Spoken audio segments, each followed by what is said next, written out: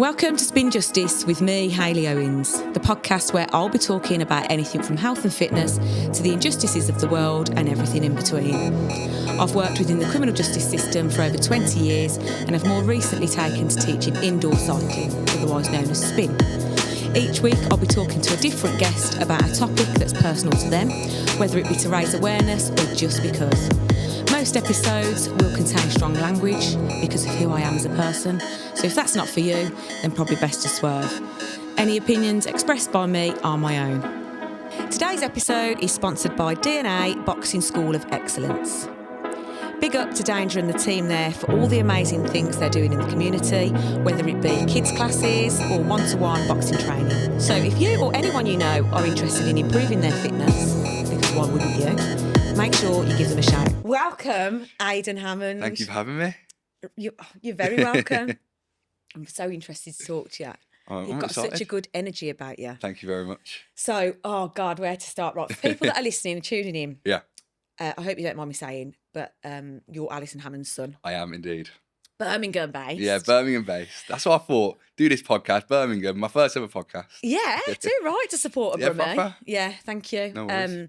So I obviously seen you on Instagram and I was looking and I've got the love of music as Yeah, everyone has heard so far. But obviously you are a DJ. yeah.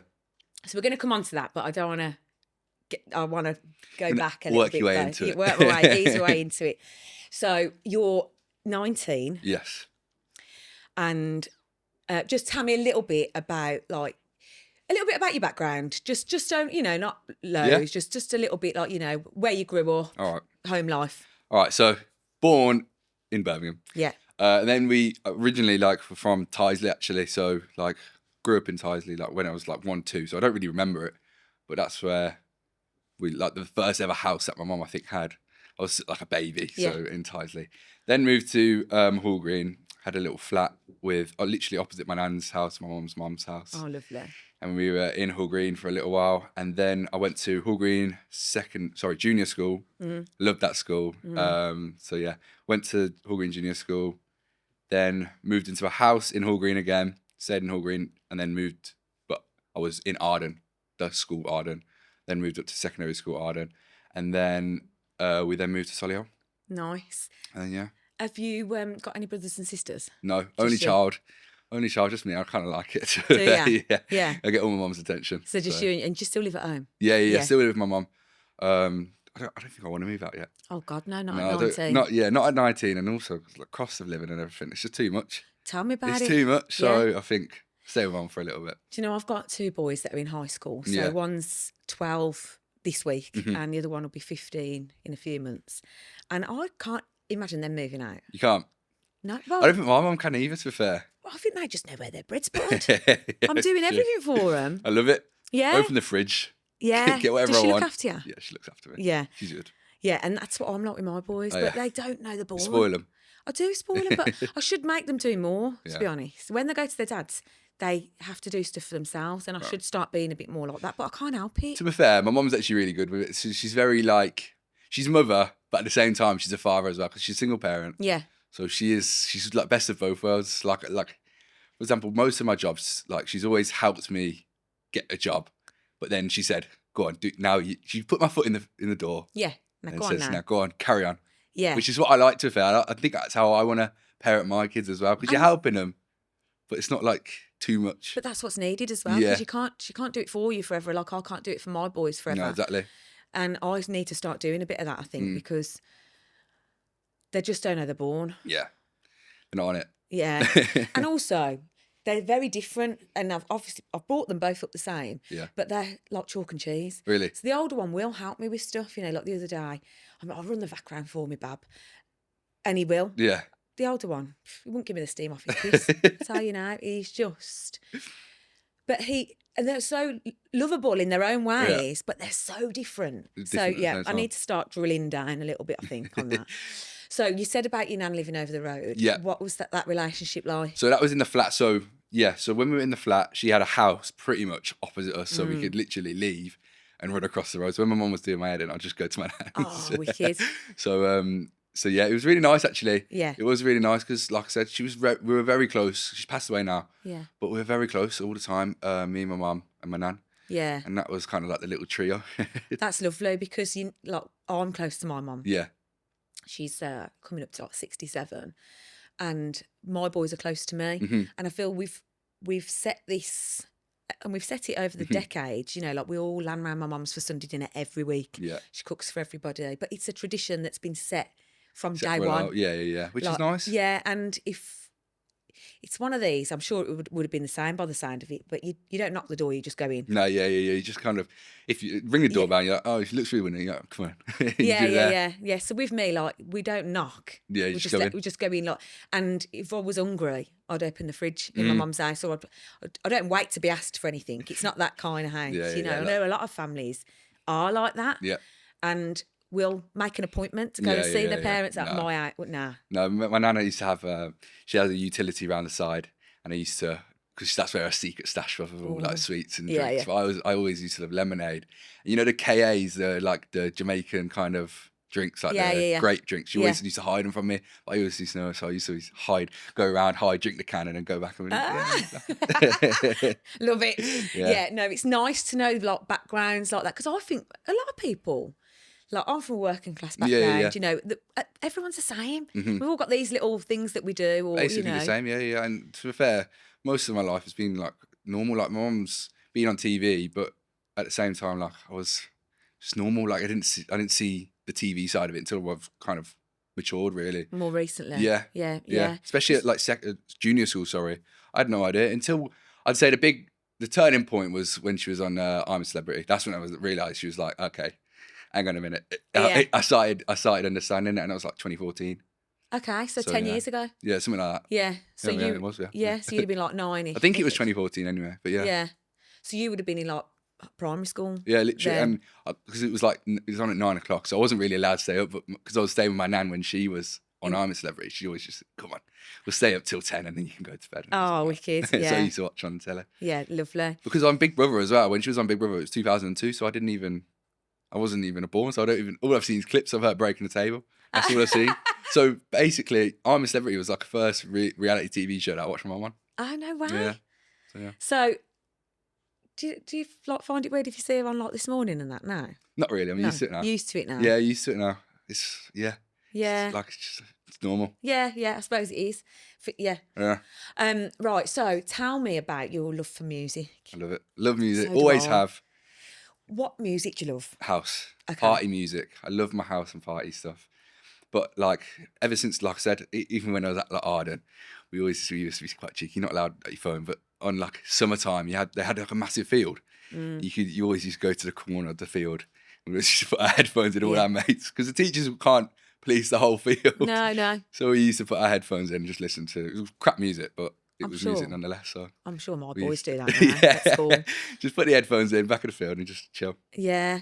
So would you listen to anything else? Yeah, I love like rap. I love like American rap, like Drake, stuff like that. I love all music. Like realistically, I like classical as well. I like every bit of music there is, but when it comes down to my DJing, house is the one. Right. House is what I love. So, okay, I want to build up to this. So if you were to, I don't know, let's say getting ready for a night out, is that the kind of thing that you'd want to put on to get you in the mood? Yeah, I'm putting a bit of Fisher on. Yeah. That's my stuff. Yeah. But then, see, I've said to you earlier, I teach spin, which is indoor cycling, and it's all music based. Now, I've been to some spin classes where it's just like a beat, and that ain't me. That's not you. I do like music like that. Do you like vocals more?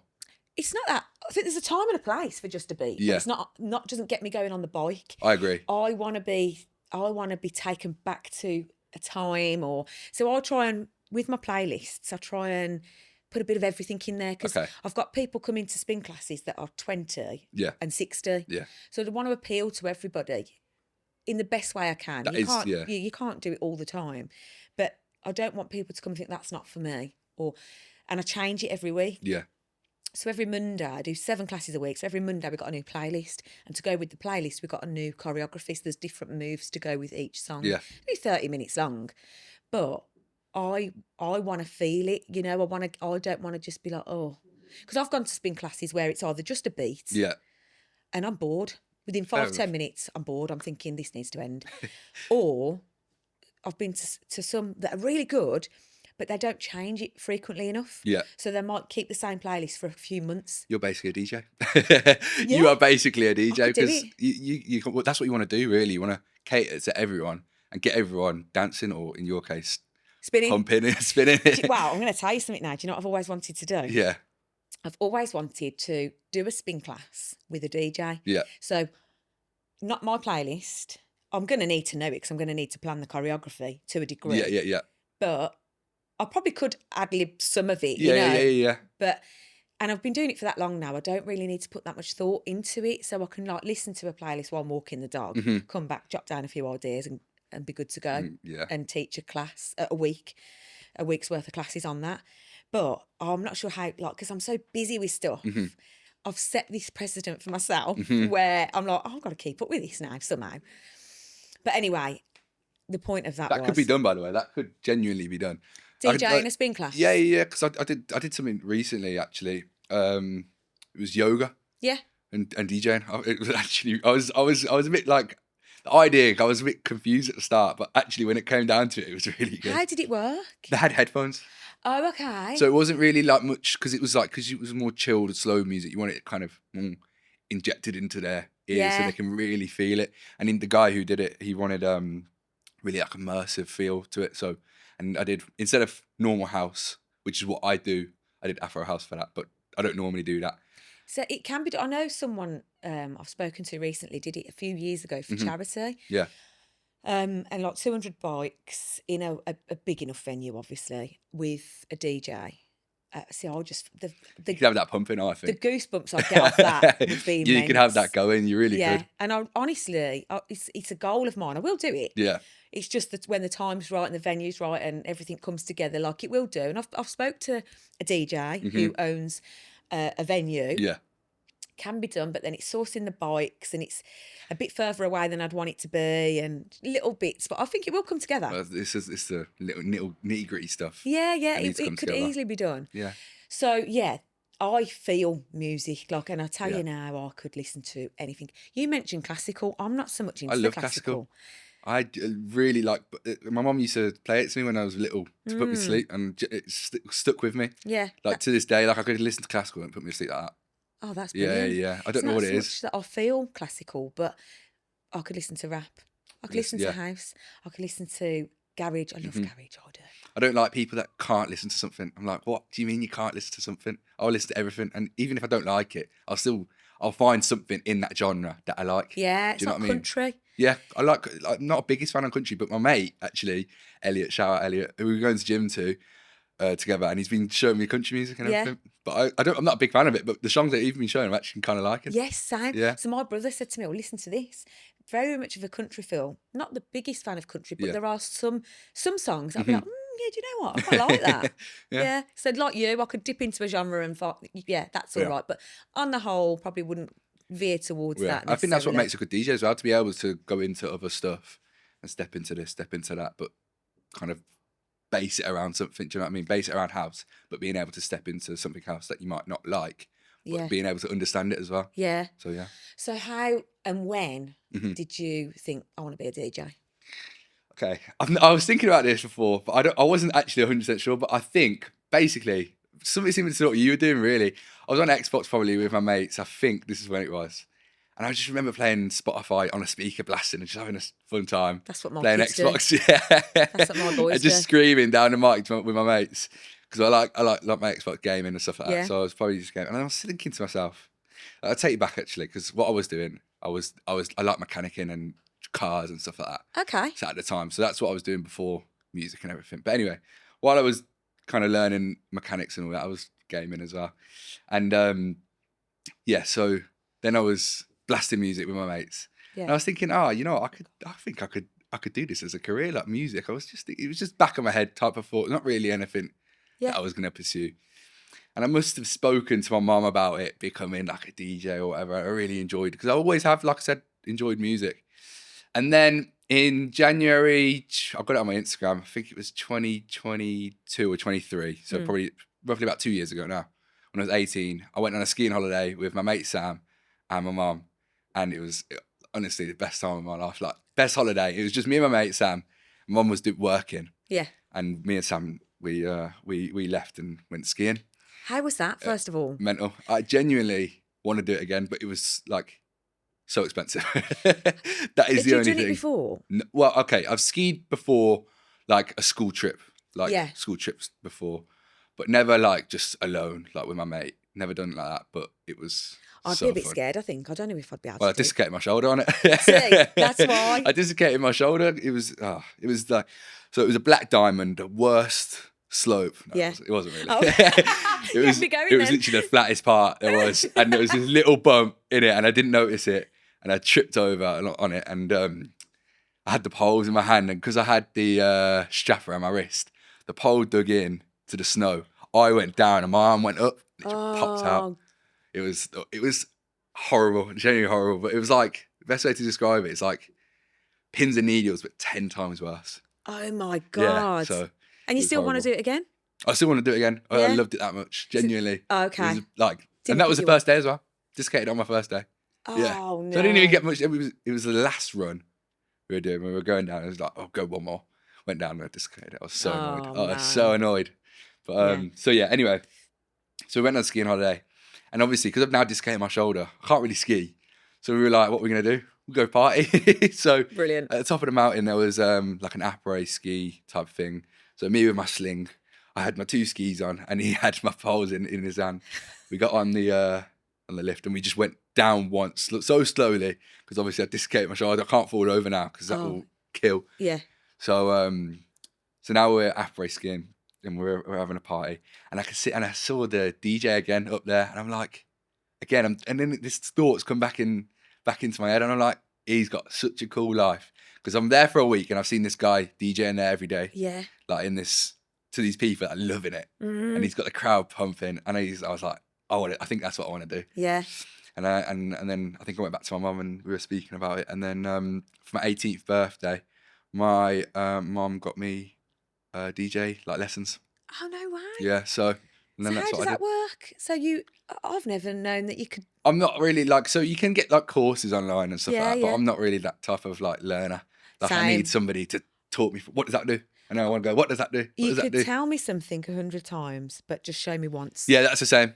Yeah. And my mom's really good at that, probably better than me at it. And I actually went with her because she was like, I think I want to learn how to DJ as well. So we went together and she got it straight away. Yeah. But I got it, but I want to learn it first. I want to learn every button before I do it. Does that make sense? Like I want to learn, for example, these cameras. I want to learn, what does this button do on this camera? How do I record this? I want to know everything about it before I do it myself because I feel a bit more confident in myself if I know everything about it. Whereas my mom, she'll be like, yeah, and she'll just show it. That's what she was doing, just flicking stuff around. And she was doing DJing, and it was really, really fun. But yeah, so that's how that's kind of the start of the DJing career, really. How many lessons did you have? I think she gave me like 5 or 10 lessons, something like that. It wasn't like, it was enough to get, again, that's what she's done. She's put my foot in the door and then she said, right, if I'll give you these 10 lessons for your birthday or 5 lessons, however many it was, but the rest you can get and you can pay for and you can sort out. And that's what I did. Brilliant. Because I loved it that much. And she did the same because before DJing, I was at, like I said, mechanic, and I was at Mercedes. But before that, I was at college. And I was learning about mechanics. Right. So this is really flying around, going back and forward in timelines. I love it. So I was at college and I was learning mechanics. And I did that for a year and I loved it. And then I went to Mercedes after that because I was at college and I was thinking, I love it, I'm enjoying it, but I'm not making any money. I wanted to make money. So I was like, let me go look for a job, like an apprenticeship. Because I was doing an apprenticeship anyway at college, but not an apprenticeship, sorry. I was just learning at college, but I wanted to do an apprenticeship at a job. So I was like, let me go hunting for jobs. Anyway, my mum's got Mercedes and she's she had a car service at the time. And I think I was saying I was looking for an apprenticeship. Yeah. And she got speaking to a guy called Kyle, who's now at BMW. I don't really speak to him that much, but I know where he is, I think. But he was a legend, he was. And he gave my mum a card for his number and he said, give that to your son. And if he really wants a job, tell him to give me a call. So that's what I did. She gave me the card, called it Carl up. And then he said, if you really want it, I'll get you in contact with the boss, the big man, and he's Matt. And then I got an interview at Mercedes, and I started working there. And to be fair, I loved that job. I really did love that job, and I loved the people that worked there. So I really did. But do you know what it was? It just wasn't for me. It just wasn't. That job wasn't for me. And I still see it as a hobby, and I enjoy it. But as a job, it just wasn't for me. And I wouldn't say there's many people that have stayed in a job from a younger age, 17, 18. Oh God, I worked in a cafe at 15. Yeah. I went to work in a solicitor's office at 16 for a few years. You know, you're finding your way still, aren't you? You're still trying to work out what you want to do. That's basically why I don't really like the school kind of system, because they teach you go, oh, you kind of got to pick what you want to do at 15 or 14, however old you are, and then you're going to do that for life. Because that's basically what I did. I did engineering at school, then I went into mechanics, and then I went into mechanicing, and that's kind of a bit like a period of my time that I wish I did now. Looking back on it, I wish I did music, because now I'm doing music. So it's annoying that it's like that, really. Do you know what? An episode that's just come out, Mitchell, he's a singer-songwriter, and he talked about at school, he didn't pick music. Yeah. And isn't that mad? Like, he's made a career of singing and songwriting. Didn't do music at school. My eldest he's picked his options. The kids don't know what they want to do now. No, they just want to play football and game. And he was picked PE. Exactly, there you go. PE. I picked PE. I picked PE.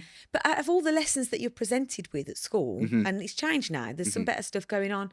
But back then, I didn't know what to do. No, neither did None I. of that stuff that I've done at school has got anything to do with what I'm doing now. So I've mentioned the education system quite a bit throughout. It's like an underlying theme. Yeah. It's not a one size fits all. No, it's not. And I enjoyed school. I enjoyed seeing my mates. That's what I like, the social side of it. Exactly the same as me. Whereas when it came down to English, God, I hated it. I quite liked English, but I think every minute of it. I think it's because I could understand the language to a maths and science. I got straight Fs. Yeah. I just hated all three of them. I enjoyed science because I like doing the practical side of it. Bunsen burner. Yeah. But I'm dyslexic as well. So that's mainly a reason why I didn't really like English. I just hated it. See, I didn't mind the English, but like, I think the science, God, my boys come and go, oh, we've set fire to this today. Or we cut open a lamb's heart or whatever it was, you know. They like that, but we're not academic. We're not an academic family. And I feel that we're struggling a little bit in certain areas because they're getting detentions left, right and centre because they're not conforming to what the school want them to do and be like. But after things they tell me that they're getting sent out for, detentions for, I don't disagree with them over it. Yeah. So I'm trying to find a balance of being a parent, but actually I'm on their side. It's hard, really, because it's like they're so young and they're going to be messing about because that is what they do. That's what we do as kids. Do you know what I mean? And I went to the school for the social side, which is exactly what they're doing now. Yeah. So right then, you've decided you want to be a DJ. Yeah. You've had some lessons. Yeah. And what happens next? So I've had the lessons and then I've got some decks at home now. Yeah. So then I'm now playing music at home, blasting, annoying my mum as much as I can. She must be driving her mad. It's like the equivalent of buying your 3-year-old a drum set. Literally. Yeah. So I'm blasting this music throughout the house, but I'm trying to be respectful where I can. I'm not doing it at night times. Do it in the daytime so she can sleep and go to work, and then I'm blasting it out, annoying the neighbours. I was going to say, oh God. And then, so again, my mum's helped me out with this job as well. So then now she's on this morning, and a guy called DJ Fat Tony has come on this morning. I follow DJ Fat Tony on Instagram. He's a legend. I've been following him for a long time. Yeah. And he puts these like quote of the days out, and quite often I add that to my story. Yeah, he's the meme king. That's what they call him. Oh my God, some of the stuff cracks me up. So if you're not following DJ Fat Tony, give him a follow. Yeah, because he's hilarious. Yeah. Yeah, and he's a genuine, really nice guy, and I owe my career kind of to him because he's the guy that gave me my first job. No way. Yeah.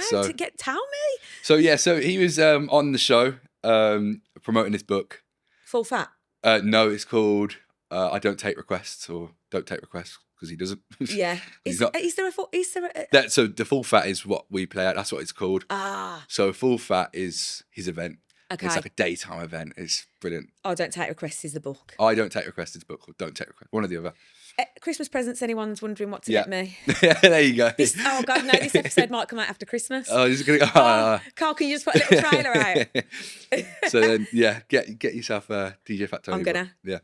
So anyway, he was on the show, And obviously now my mum knows that I'm DJing and I'm trying to kind of get out there in the world. And so then she's speaking to him. And then I think, again, the same things happened. He said, give Aidan my number. And then if he calls me, we'll have a chat. I did that. So he said, give him a call, Aidan. She brought her number back. He said, give him a call, Aidan. I was like, all right, fine, I'll give him a call. So I called him up. We're chatting. And he goes, all right, we're going to trial you out. Because obviously, my first ever gig, he doesn't know if I'm shit or not. I could be really crap. So anyway, he's put me on one of the full fats. And my mum's come along with me as well. Because she was like, first time I'll come along with you. Yeah.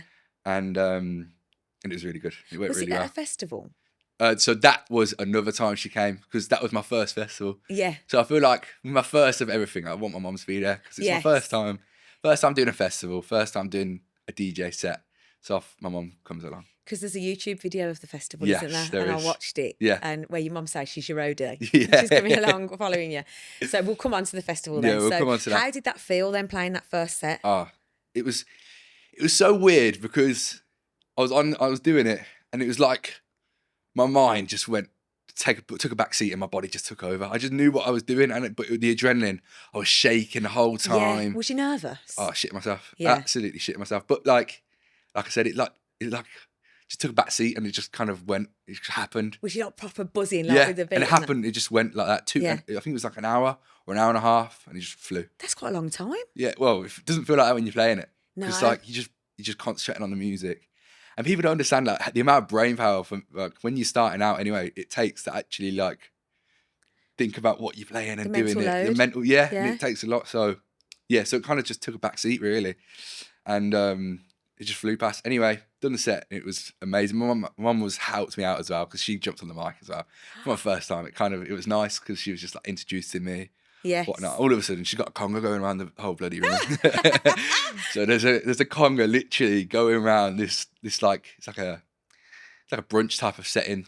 Okay. So and she's got everyone up doing the conga. But obviously, because it's my first set, it's like it's not really what you want really, because like you're a warm up DJ. You don't really want everyone to be bouncing, because then when Tony's on a bit later, everyone wants to go home and knackered. Yeah, but. He was fine with it, and it was all good. But that was really good. That sounds amazing. It was so fun. Yeah. Because she just had everyone on their feet. So I'm guessing, because my next question was going to be, what kind of response did you get then? But I'm guessing. No, so all around it was a really good response, and but it was more Tony. He was happy with everything, but it was more me. I was like worried that he wasn't going to be happy with it, because everyone was on their feet and boogieing, which is a weird kind of thing for it. It's a great thing for a DJ, but at the same time, it's not, because I'm not the main event. Do you know what I mean? Right. Okay. It's not really about me. It's about It's about later on in the evening, and you want to let everyone kind of progress through the night. Yeah. So I was a bit worried, but all in all, it turned out all right. Good. It was fine. Yeah. And anyway, so then I went down into the room with Tony, and we were chatting, and I was just saying, thank you very much. I really appreciate it. And he was like, yeah, if you want to carry on doing some full fats, we're more than happy to have you on. I was like, sweet. Fantastic. So, yeah. So have you done more since? Yeah, I've done loads. Yeah, loads. So all of that year, I was kind of on the roster, and then this year I've been on the roster as well. Today's episode is sponsored by DNA Boxing School of Excellence, situated on Maryvale Road in Birmingham, and delivering fitness for the whole family. Big up to Danger and the team there for the amazing work they're doing in the community. For more information, check out the description below for their contact details.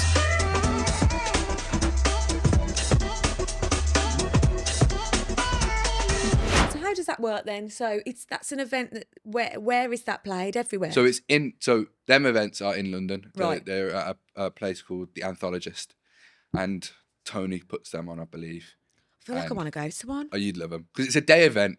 Yeah. It's not a night event, so you can be in bed by 10. That's me all over. Yeah, exactly. Yeah. So it's a day event, and it's like you go and party, you drink, get drunk, and then get the train back to Birmingham. Or just sleep over. The thing with me there is the train back. My mate did that the other day. She'd done a day like 2.5 hours. Yeah. It's getting me home safe and that. Yeah. I'm kind of thinking maybe just do a stopover. Yeah, but maybe. Then it's money, isn't it? It's more money then. Yeah, it's true. But hotel. Yeah. You can get a hotel in London. Whereabouts in London is it? City of. Okay. So right in the middle. I'm going to look this up after. You should Will come. you remind me, Genuinely. Carl? Remind me, please, Carl, 'cause my head's like a sieve. Genuinely, it's really you'd love them. Genuinely, I really enjoy them. They're so fun. Yeah, it This sounds house, wicked. everyone's just having a good time. And is there like a brunch thing going on? So you can Yeah, so what it is, you pay money, get a seat, and then you eat food. So you eat 2 courses. Yeah. And then dance, drink as much, like you pay for your drinks, obviously. It's not that's not included, but the food's included. And then so there's rows at the front, and then there's dancers that come out, but the rows at the front, them tables get removed. Right. So automatically you have people standing up and dancing because their table. So once they've eaten, their table gets removed. Right, yeah. The front, like the front row. Yes. So then there's that turns into the dance floor. So then now automatically you've got the front row stood up dancing. They've got nowhere else to go. They've got nowhere else Get to on go. your So feet. automatically you got a good dance floor. And then you got the dancers that come out and then with their fans waving their fans. heard of I know this, it's actually it's so cool. But yeah, it's kind of, I think it's definitely growing. Like the daytime scene is definitely growing. Oh, I just love a daytime now. Yeah. Thing is, like, I'm knackered, right, all the time. But I'm a real social animal. So I want to go out and I want to have a little drink and a dance and that.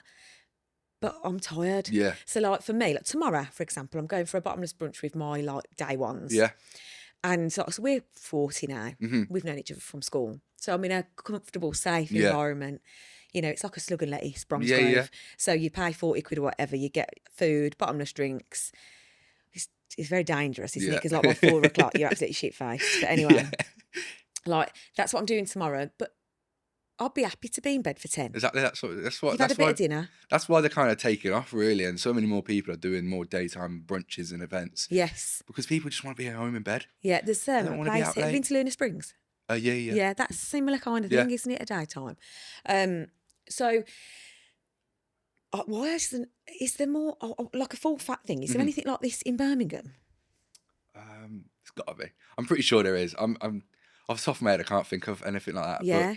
But if you do some research, I'm sure. If there isn't, we're missing a trick up Yeah, here because that sounds wicked It does, doesn't it? to me. It sounds brilliant, but yeah, I don't see why there isn't. No. So with you now, you're on this roster and you're working down there. So that's a job now, yeah? So this is your basically, job? So every now and again, get a call and then I'll be going down and doing a Fat Tony on the weekend. This is it's amazing, isn't mental, it? really. So yeah, so I can shout out to Fat Tony because Big old shout out to Fat Tony. he put me on the DJ scene and shout out to my mum for getting me that job again. Yeah. Because she got my foot in the door. Yeah. So let's move on to festivals then. So yeah, festivals. So then now, Josie Gibson's in this. So Josie Gibson knows the people are. Oh God, what's the festival called now? Camp Festival. Yes. Josie Gibson knows the people that run Camp Festival. Anyway, so I think she was speaking, and then I'm pretty sure Josie Gibson then went and said, "Oh, have you not seen Aidan Hammond? He's DJing now." Anyway, they've probably looked me up, and then they've got through to my agent, and they've messaged me and whatnot, and then all of a sudden I'm now DJing on this festival. So I was like, this is cool, but I'm because I'm doing now what I want to do, because I can play what I want. I can play house, blast whatever tune I want. You can play what you want. Yeah. No, this is you. This is you shining through. Yeah. So I thought, why not? I'll record it as well. So I took my mate Dan, who's a videographer, and we recorded that, and that was just mental. Again, I took my mum because that was my first ever festival.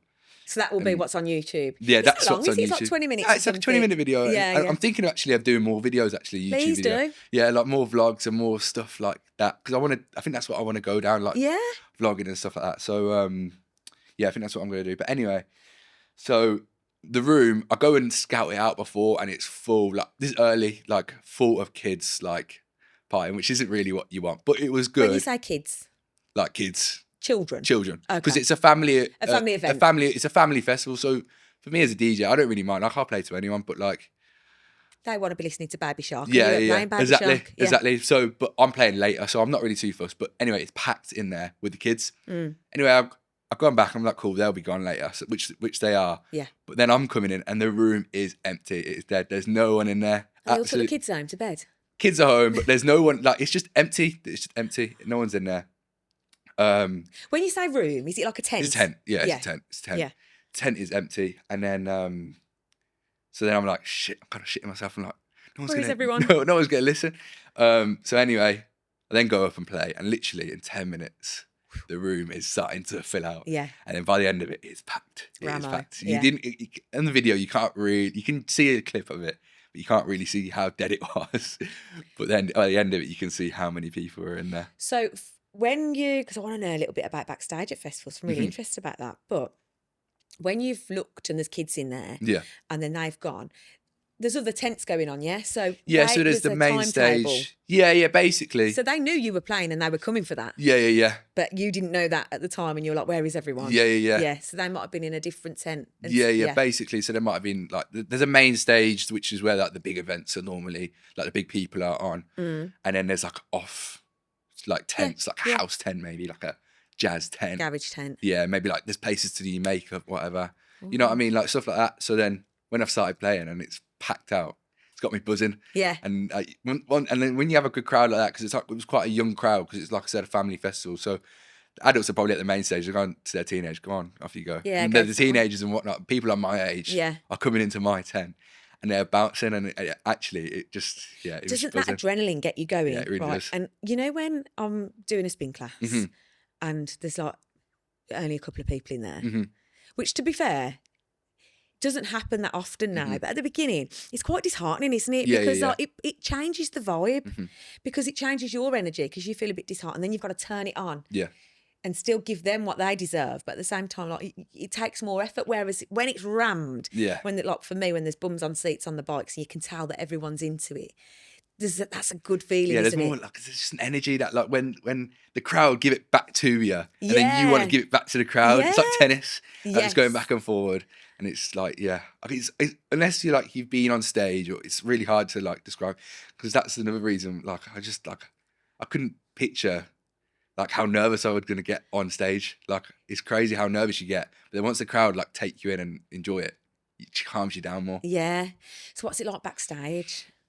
It's what everyone would think, really. It's just like they give you like a little room, like chill out places, food to eat, and then you just kind of get yourself ready, and then you make sure that you're there 15 minutes before your slot.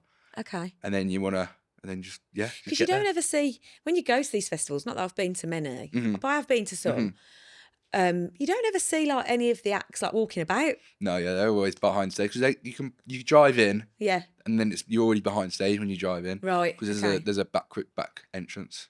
I'd love to see that, you know. I'd love to see a little bit of backstage. Come with me. Yeah. I'd love it, because you just don't think like. Well, you do think. You think, I wonder what's behind there. I wonder what they're doing or whatever. That's why I try to vlog it and like try and get more of the experience, because like you don't normally see that type of stuff, do you? No. And I thought, like, for me, it's like for my first ever time, I'm gonna do it. Yeah. I'm gonna use it all up. I'm gonna try and take the mic and just capture everything. So, this is not putting you on the spot, but like doing like the indoor events versus the festivals. Yeah. What do you prefer?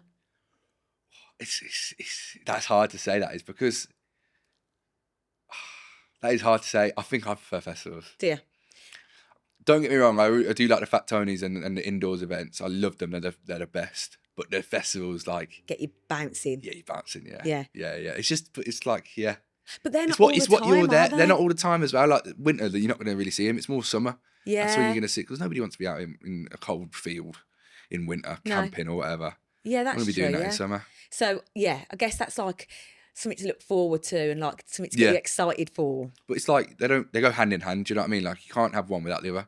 In summer, I want to be at festivals. I want to be outside. Yeah. In the winter, I want to be cold. I want to be warm inside. Yeah. Partying with people. Yeah, do you know what I mean? So, what about like, have you done any like abroad type stuff?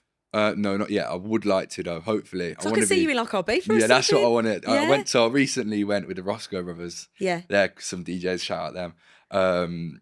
And best time of my life. Really? Yeah. Apart from skiing, because skiing was top tier. Then Ibiza. Yeah. Because that was on another level. Yeah. Like I think that's where I want to be, like in Ibiza. Do you know what? Like, I've never really done the party scene in Ibiza. You never? I've been to Ibiza a good few times. I've been this year on a solo holiday on my own. Definitely. But it was the chill side of the island. It was for me to sit and gather my thoughts. In fact, to prepare this podcast. To relax. It was for me to get some ideas down. My boys were on holiday with their dad, and I just thought, I really want to get this off the ground, and I hadn't had a holiday, and I'd basically worked non-stop for like 18 months. And I thought, there's an opportunity where I haven't got the kids here for 10 days. So I went for 5 days to Ibiza. But it was a real chill, just completely on my own. And it really did do me a favour. Yeah. But driving to and from the airport, obviously, go through the town and stuff. And I thought, I've never really done a party scene. I've been on a girls' holiday to Ibiza, but it's never really been the clubs. Yeah, yeah, yeah. Do you know what I mean? So maybe I really should tick that off. Should My bucket list before I'm 40 or when I'm 40. I really enjoyed it. I think Ibiza is different to like your Zantes, your Magaluf. I think especially because I love the music. Yeah, and yeah. I feel that. Yeah. So I feel like that for me, I don't need a drink. Yeah. You could put me in a room with a beat. The same as me. Yeah. That's the same as me. Like, I don't need anything. Like, I can just put me in with music and I'll be bouncing. Yeah. I don't need anything to help me out. No drugs, no no, alcohol. none of that. It. But yeah, Ibiza is different, man. I loved it. I think as well, because it's not like a strip on Ibiza. It's like all dotted around the island. So you kind of have to get a taxi to places. That's why I think I preferred it, because people stay in them clubs. Like, they don't, because if you want to go to another club, it's on the other side of the island. So you got to get a taxi to go to the other places. But that's why I liked it, because it was like everyone was there and enjoying themselves in that one club. Yeah. Do you know what I mean? Whereas in like I don't know, like Zante, for example, it's on a strip, so you can just bounce. So it's not like they're not staying and holding, like, it's weird. It's a different environment, but I really enjoyed it in Ibiza. Yeah. Any of my mates listening to this, let's sort this out, because even if we went for like 2 nights, just to go and have a bit of a party, I think that'd be wicked. I mean, my mates, the Roscoe brothers, they went for a day. They didn't even get a hotel. They flew in, and then flew out. I know people that have gone for a day. And they stayed awake the whole night, partied, and then came back and slept. Oh, I couldn't do that. Can I be in bed for 10? It's mental, isn't it? It's mental. Probably not. I could do it, but I'd be gone. I'd be writ off. Yeah, I'd be gone. Yeah. So I want to ask you about your recent travels to Florida. Yeah. When was it? We filmed it in August. Yeah, so you've basically filmed a documentary? Basically, program me and my mum, and in Florida. It was mental. That was really fun. Yeah. That was another thing that, because I always used to take the mick out of my mum. I always used to be like, I could do her job standing on my head. I could do your mum's job. Yeah. I could do it standing on my head. But after doing that job, it's like, okay, maybe not. It's giving me a whole new level of respect for what my mum does. Tell me why. Okay, I'd say not only was I nervous because it was my first job, but I really struggled because it was, you can imagine, I'm working with a 22-year experienced woman that knows what she's doing. Yes. And I'm there, 2.5 weeks experience of what I'm doing. And she is just on it. She just can't. It's more that asking questions, being sharp. My mum is on it. Like, right, okay. You know when you just got that experience? Yeah. It's just experience. And it will only come with experience. Exactly. And she had that, and me doing her job made me understand what she's actually doing. And I always used to say, like, sitting at home watching her on TV, I'd be like, oh, I could do that. You're only just asking questions. But that is probably one of the hardest parts about her job. Yeah. Just thinking about questions that, like, about this person that you've got to get out and portray onto the camera. Yeah. For people to kind of, like, understand what they do, why they enjoy it, why they love it. I suppose it's similar to your job, really, what you do on this. Well, this is just really brand new to me. I'm just real nosy. And I've worked with people for a long time, you know, worked within the police for like 20 years. Teaching the spin's good now because I'm seeing people all the time and I'm really interested in people's lives. Yeah. So I think I'm just a bit nosy, but like, was it draining for you then? Yeah. The hours were like... long. Yeah, long. Like... all day type of things, like, and not only that, but you've always got to be on, happy, smiling. Like, he's got no time to just be like, relax. Apart from when you're at your hotel. So I understand more doing that job. Yeah. About my mum's job, and it's hard to explain without somebody. Like, it's hard to portray without somebody doing that job. It's hard to understand. Yeah. I was the same. I used to, she's only just asking questions to people on the TV. She's only just doing this. But it's actually it's mentally and physically draining. Give you a bit of a newfound respect. Yeah. Exactly that. Sorry. Yeah, I can see that. No, bit of Vaseline.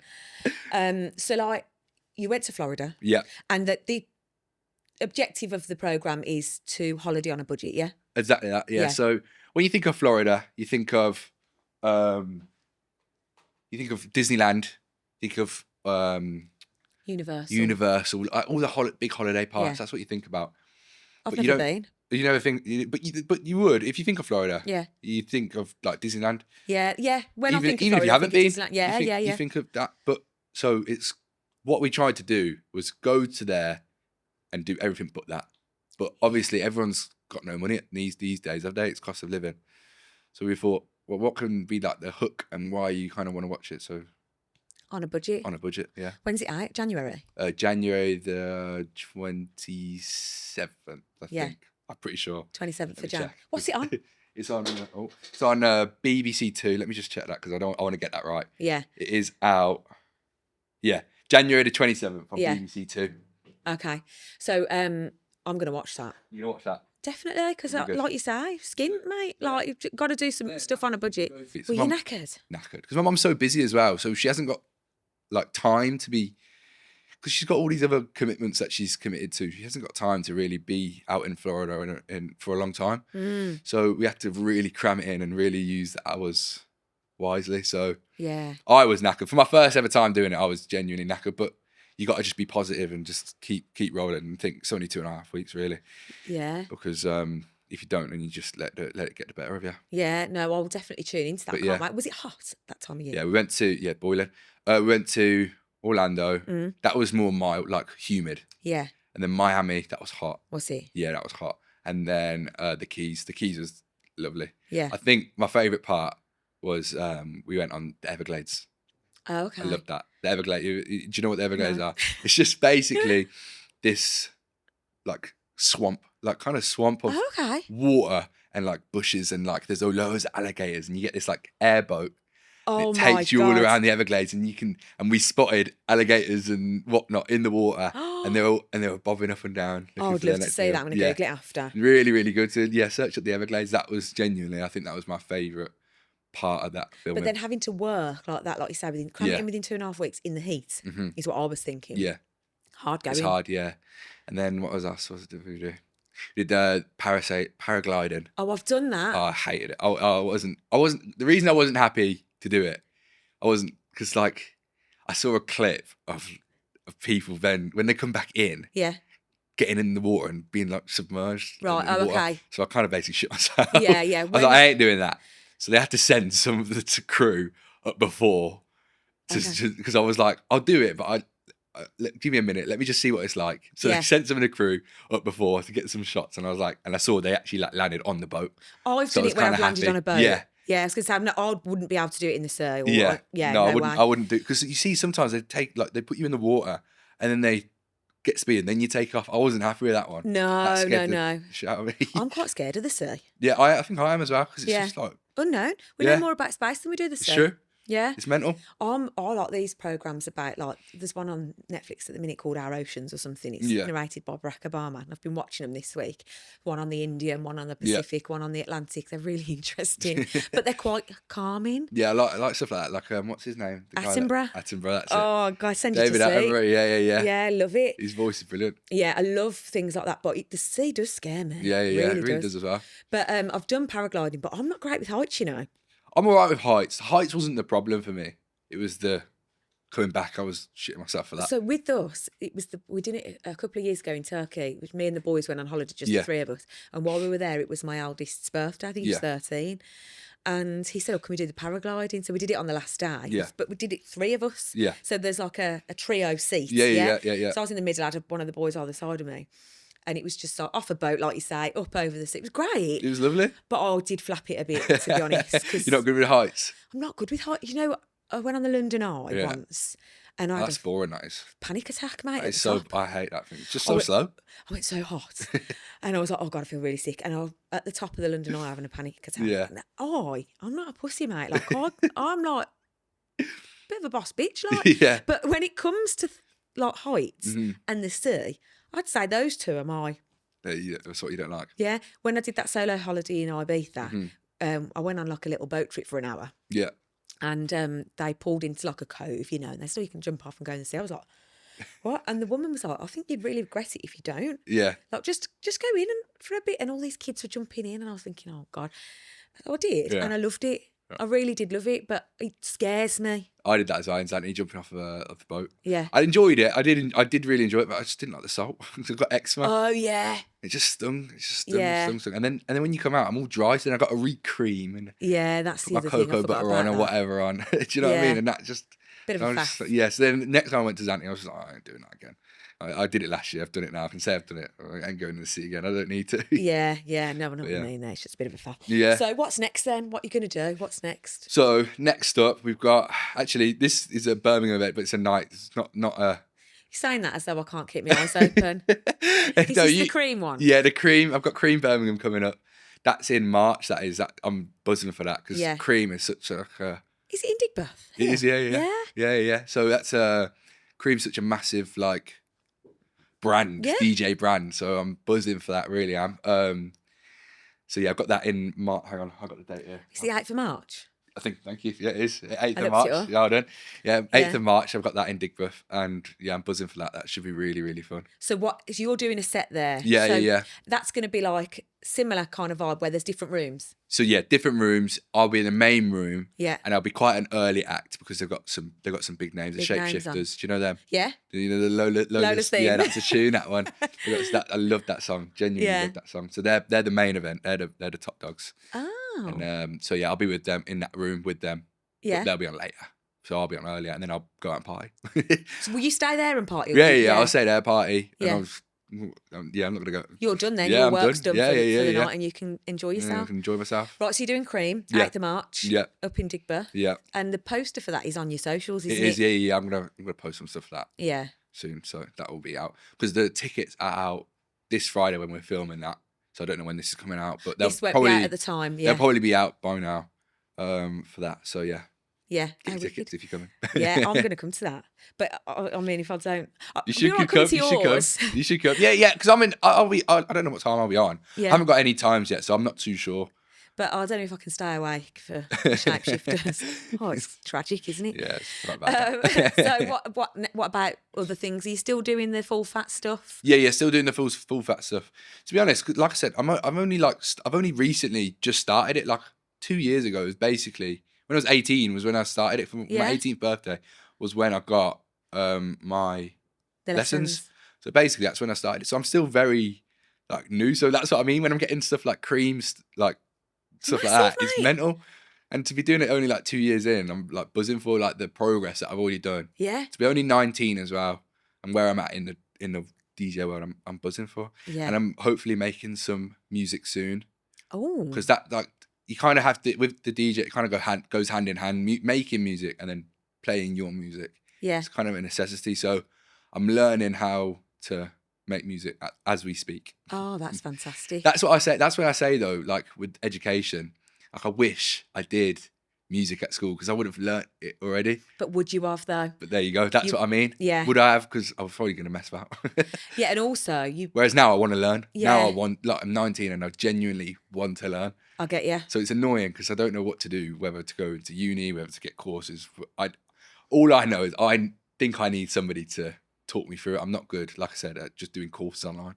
Yeah. No, not from online. I can't do it. No. We have these throughout my whole working life. Really, they've got it. The organisation or whoever you work for have got to deliver a training package, so they roll it out online. Yeah. And I'll tell you now, all people do is just click through it. Yeah, just click none through of it goes in. It's like me when it was COVID. I was absolutely shocking during COVID because I was at school during COVID. Right. Yeah. So I had to learn online, and Yeah. obviously, I had my Xbox on that screen and then my teacher on that one. Yeah, and a bit of a mouse wiggle from time to time. Yeah.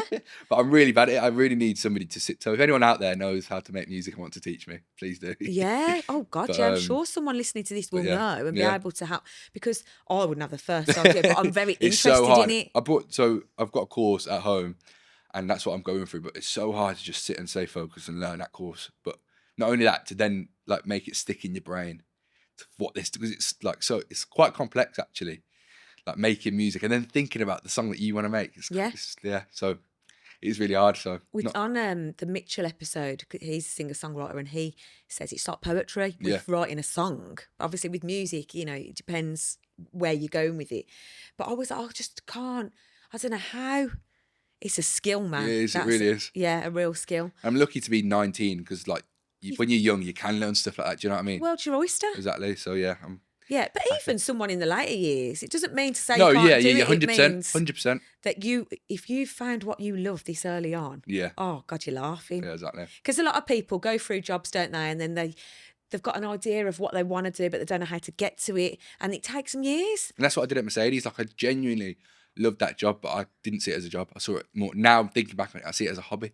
And I would do that. I'd love to like get a car, a project car. Yeah. Make it my own. Do you know what I mean? Like, that's what I would like to do. Yeah, that's a passion, isn't it? Yeah, it's a passion. Yeah, it's a bit like with the spin. Like, it's a passion of mine that exercising and music hand in hand is good for me. Yeah. So I've tried to turn it into a thing. Not that, I mean, spin's always been a thing, Yeah. but I've tried to put my own little stamp on it, which is really good, and I love it. Yeah. But yeah, alongside a day job, it's hard. Yeah. Really hard. And like my mum always said to me, if you do a job that you love, you'll never work a day in your life. And it's so true. Yeah. It genuinely is so true. And I think because she said that from me from a young age, I've always wanted to do something that I love, because then I don't have to worry. And for the music, if you were to do that, God, you're laughing at Yeah, exactly. So, Spin Justice of the Week, have you got one? I don't know. Right, so there's a It's feature. going to be hard, this is. Go on. If anyone new that's listening to this, you need to go back for a start and listen to some of the first ones you've listened. But there's a feature on every episode called Spin Justice of the Week. Now, that is because I hate injustice, and I'd love to fight for what's right everywhere, but you can't, and it tires you out, and it, you get so annoyed about things. So I thought, right, I'm going to do a feature on the podcast that's called Spin Justice of the Week, and it could be something so minor, and it could be something major. And whatever it is, personal to you or whatever, I'm obviously having to think of them every week now. So I'm like, oh God, and you're sometimes doing them like 2 a day. 2 a day. So sometimes I'm thinking, oh God, I don't even know what to say. Like, I wish I never thought of this in the first place. But anyway, mine this week, and you were like, what? So I'm at an age where I'm... Oh, sorry, cake. Yeah. Okay, so, go on. Right. I've been on this diet for 6 weeks. Okay. Well, no. Yeah, I've been on a diet for 6 weeks, and I'm 6 weeks into this diet, and I've had no sugar. Yeah. And Fair play. do you know what? It's getting easier. The cravings have gone. The cravings were there because at 39 or younger, even 38, I've gone through an early menopause in my life. So I'm wearing HRT patches to fill like the body with estrogen that I've not got. Yep. And that's obviously through the blood that I've had taken at the doctors. They've said you've got no estrogen. I talk about it quite a lot. I'm boring people now. But part of that made me have quite strong sugar cravings. Right. But with that, no matter how much exercise I'm doing, the weight will pile on. So I was getting to the point where I'm on the bike every day. I'm sweating, you know what I mean? Yeah. So I can't eat what I want. You can't. Because I'll put the weight on. Yeah. And I'll start to feel uncomfortable. Then there's more weight to move on the bike, so it gets harder to do. So for 6 weeks, I've had no sugar. Fair play. And mate, yesterday I was in the office at work, and we have this coffee van that pulls up every day, and he has these homemade cakes. Oh. And I looked at them, and they look amazing. You're joking. And I was like, oh man, I really want a cake. But I didn't. I got a flat white, and I went back into the office, and I carried on with my day. And I'm like, I've been trying to do very, very low carb. Yeah. No sugar. So when I say like, I'd sugar with that. I love my sugar. yeah. And do you know what? I do as well. But I found that I can't have it because in that last six weeks, my sleep's been better. I've had more energy and I've lost weight. Yeah. So those things together, I'm sort of like, I want to keep it up, but mate, I want some cake. You want some cake? I just want a bit of cake. Yeah. And I might just have a treat day this It's all weekend. in moderation, isn't it? That's what they say. And like this bottomless brunch I'm on tomorrow, I might treat myself a little bit and go, do you know what? And then just get back on it. The problem for me is getting back on it. I'm such an all or nothing that I'm either on it. That's the same as me, that is. Or I'm off it. You're off it, yeah. And once I fall off, I find it so hard to get back on. That's the same as me. When I was younger, I was quite a big kid, like quite Were you? Yeah. And I what I did at school, I halved everything.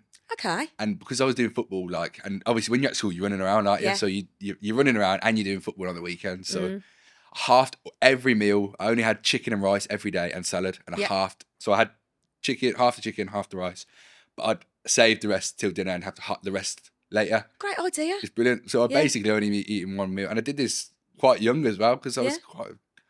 I don't like being bigger, but I was quite like It's a big kid. feel, It's just how you feel. So I did that, and then anyway, I stopped it, and I was buzzing. I was happy. But anyway, recently, like the last few months, I've really let myself go. You haven't. I have. I've let myself go. So I need to get back on it, and that's what I do struggle with. That's it. And it's the thing, like how we feel ourselves. Like I could say this to a friend of mine. I feel really shit. Or Yeah. like I've put weight on. And they'll go, you look great. Yeah, Because yeah. that's what we say. Because we might not necessarily see it in our friends. Like Yeah. a friend of mine the other day was unhappy with how she looked. I was like, you look brilliant. What are you on Yeah. about? Because it's personal to you. Yeah. Isn't it? So like for me at the minute, I feel like I really want to have a cheat day with the sugar, but I also really need to get back on it. Yeah. Because I can't eat what I want now. And for anyone listening to this who's maybe around this age, you know, approaching 40 or entering menopause, it will get you. Yeah. And it will be really hard to lose. All my life I've been able to diet and it comes off. Whereas it's getting a bit harder now. And I remember my mum telling me it years ago and me thinking, oh, I've got ages. That's what some of my family and my mum says, that trust me, it will hit you and you won't be able to lose it. And I'm worried for that because I'm lucky that when I do lock in and I get on it, I can drop weight fairly quickly. Yeah. But I have to have my eating in order and I have to have my gym in order. And to be fair, recently I have started back the gym and I might actually come to one of your spins. Everyone says this and no one turns up. I'm gonna try and come to one. When you do that event, I'll be DJing and I'll jump on the bike. It'd be great. Yeah. But when I lock in and I get my food sorted, I can drop weight really and that's quickly. mindset, isn't it? That's when you fix your mindset and you go, right, come on now, switch it on. But I can put on weight as well, quickly as well. Yeah. That's the only thing, because it's just I'm crap with that middle part, the same. moderation. I either fall off and then eat because I love food. And me. I love food. Well, anyone listening to this knows that my loves in life are food and music. Food, there you go, brilliant. So I love food and I love music, and that's where I really struggle. So then if I have to kind of chill out, relax with food. Right, come on, what's your spin justice? Oh God, go ahead. I tell you what, it's not an injustice of such, but it's something that annoyed me. Yeah. Okay, so I was at the Bullring, obviously Black Friday this week. So yeah, I've been shopping, so I was at the Bullring. Have you been to Bullring recently, actually? No. Do you know what? It's actually quite good. I haven't been in a while, but they've levelled up their shopping stuff. Yeah. Oh, I'll have to go then. It's the people that annoy me, and that's not being offensive to people, but crowds. Yeah. Bother me. Same as me. I went Black Friday and bloody hell, it was so busy. I actually went Saturday. I didn't even go Friday. I went Saturday. But it's pointless. There are not really any deals. Was there not? I didn't really see that many deals. Online? I think that's what it is. I think that's what it is. But anyway, I went there. Really have leveled it up there at Bullring.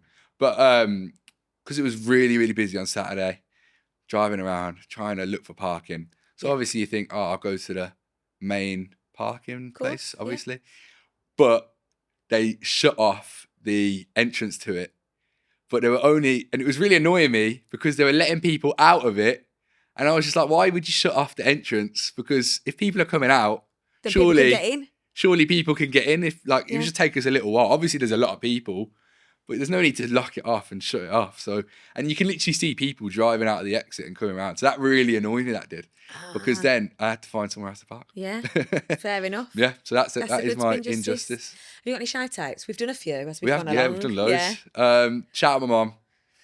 Shout out Fat Tony, because obviously he gave me my first job. Shout out my mum for getting me the jobs. Yes. Who else? Big up Alison and Tony. Big up Alison and Tony. Big up single mums, because you're doing great. And what else? Yeah, I think that's good. That's all right. Yeah. There you go. I've got hair on my face, and you feel like when you got the lights on you feel like everything heightened. Do you know what? I'm going to shout out Carl this week. Shout out Carl. So I've done small business shout outs throughout, but the Birmingham Content Studio, which is where we are now. Yeah. So I've met Carl like a couple of months ago now, and instantly felt at home here. I've developed a really good working relationship with Carl, and I feel like it's really starting to get off the ground now, and I feel like the stars aligned for us. Do you know what I mean? To me, so I'm going to big up Carl and the Birmingham Content Studio this week. Big up Carl and the Birmingham Studio. Yeah, thanks. So 27th of Jan, the programme's out. Yeah, 27th of Jan is the programme with me and my mum on BBC Two. Yeah. And it's like a midday type of thing. So okay. I think I could be wrong, but I'm for pretty all sure you not working from home. Yeah, for all you not working at home, I think it's like a 12 o'clock, 1 o'clock type of show. Yeah. Only half an hour a day. Yeah. Watch, let us know what you think. And then the 8th of March is Cream Birmingham. I'm going to be there. Yeah. Get your tickets. If I'm not there to the end, I've gone home to bed. Fine, just come watch me. Yeah, I will. Definitely. Right. Thank you so much for coming on. Thank you for having me. Thanks, Carl. Today's episode was sponsored by DNA Boxing School of Excellence. If you have a topic that you want to discuss, get in touch at b31spinjustice@gmail.com or via Instagram @spinjustice.